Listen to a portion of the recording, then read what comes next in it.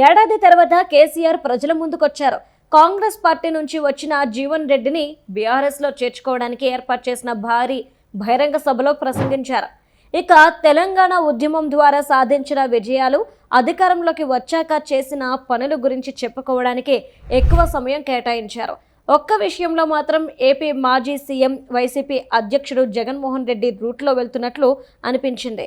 ఏపీలో వైసీపీ ఘోర పరాజయానికి జగన్ పాలనలో అరాచకాలు, విధ్వంసాలే కారణమని అందరికీ తెలుసు.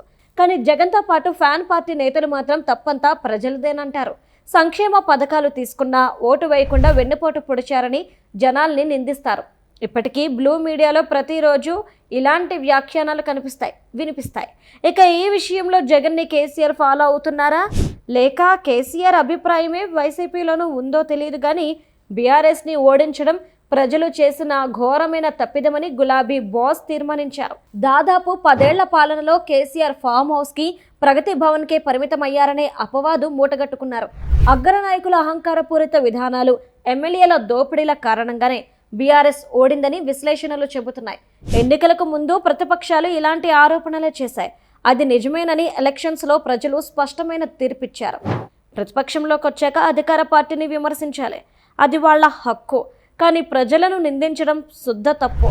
కేవలం కాంగ్రెస్ పార్టీ ఇచ్చిన హామీలకు ఆశపడి ప్రజలు రేవంత్ రెడ్డిని సీఎంను చేశారని కేసీఆర్ అంటున్నారు.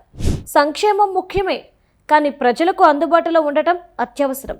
తెలంగాణ జాతిపితగా కేసీఆర్ను, ఉద్యమ పార్టీగా బీఆర్ఎస్ను నెత్తిన పెట్టుకున్న తెలంగాణ ప్రజానికం 2023లో కారుని షెడ్డుకి పంపించడానికి ప్రధాన కారణం ప్రజల ఆకాంక్షలను నెరవేర్చకపోవడమే. జనానికి ఏం కావాలో తెలుసుకోకుండా ఎన్ని సంక్షేమ పథకాలు ఇచ్చినా, ఎంత అభివృద్ధి చేసినా ప్రయోజనం ఉండదు.